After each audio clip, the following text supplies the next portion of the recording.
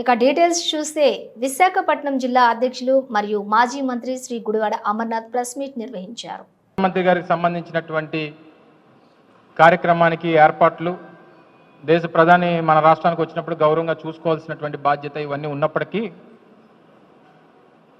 వచ్చి ఆ పని చూసుకొని వెళ్ళిపోయి ఉంటే బాగుండేది. కానీ జగన్మోహన్ రెడ్డి గారి ప్రభుత్వం మీద, గత ప్రభుత్వం మీద, వారి నిర్ణయాల మీద లేనిపోయినటువంటి ఆరోపణలు, రాజకీయ ప్రసంగాలు, రాజకీయ విమర్శలు చేసి నిన్న అబాస్పాలు అయిపోయినటువంటి సందర్భాలు కనబడతా ఉన్నాయి. వాస్తవానికి రాష్ట్రంలో సకల శాఖ మంత్రిగా, ఏ శాఖ మీద కూడా అవగాహన లేనటువంటి సకల శాఖ మంత్రిగా గడిచినటువంటి 7 నెలలుగా లోకేష్ గారు మంచి పేరు తెచ్చుకున్నారు. మంచి కలెక్షన్ కింగ్గా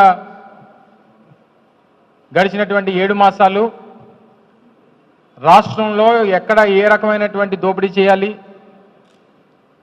అన్ని శాఖల్ని ఆయన గుప్పెట్లో పెట్టుకొని ఏ శాఖ నుంచి ఏ రకంగా రాబడి వస్తుందన్నటువంటి దాని మీద ఎక్కువ శ్రద్ధ పెట్టినటువంటి వ్యక్తిగా పేరుగాంచినటువంటి సందర్భాలు మనం చూసాం. అయితే నిన్న వారు చేసినటువంటి ఆరోపణలు, కొన్ని ప్రధానమైనటువంటి ఆరోపణలు, వాటికి సమాధానాలు మీ ద్వారా ప్రజలకు చెప్పాలన్నటువంటి ఉద్దేశంతో మీ ముందుకు రావడం జరిగింది. వారు చేసినటువంటి ప్రధానమైనటువంటి ఆరోపణ ఏంటంటే, ఉత్తరాంధ్రకి జగన్మోహన్ రెడ్డి గారు చేసింది ఏంటి, ఆయన ఏమీ చేయలేదు, గడిచినటువంటి 5 సంవత్సరాలుగా జగన్మోహన్ రెడ్డి గారి పాలనలో ఉత్తరాంధ్రకి ఏమి మీరు చేశారన్నటువంటి విషయాన్ని వారు అడగడం జరిగింది.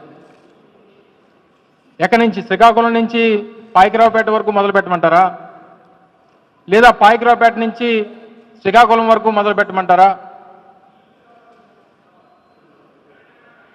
గతంలో 15 సంవత్సరాలు మీ తండ్రి గారు ఉమ్మడి రాష్ట్రానికి 10 సంవత్సరాలు, రాష్ట్ర విభజన జరిగిన తర్వాత 5 సంవత్సరాలు, 15 సంవత్సరాలు మొన్న వచ్చినటువంటి అధికారానికన్నా ముందు 3 పర్యాయాలు ఈ రాష్ట్రానికి ముఖ్యమంత్రిగా చేశారు.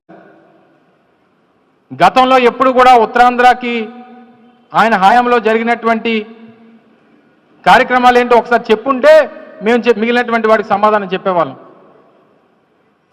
జగన్మోహన్ రెడ్డి గారు గడిచినటువంటి 5 సంవత్సరాల్లో శ్రీకాకుళంలో మొదలు పెడితే ఉద్దానం కిడ్నీ సమస్యకు సంబంధించి 700 కోట్ల రూపాయలతో వాటర్ ప్రాజెక్టు నిర్మించాం, కిడ్నీ రీసెర్చ్ సెంటర్ నిర్మించాం. ఎన్నో దశాబ్దాలుగా ఉన్నటువంటి మూలపేట పోర్టు నిర్మాణం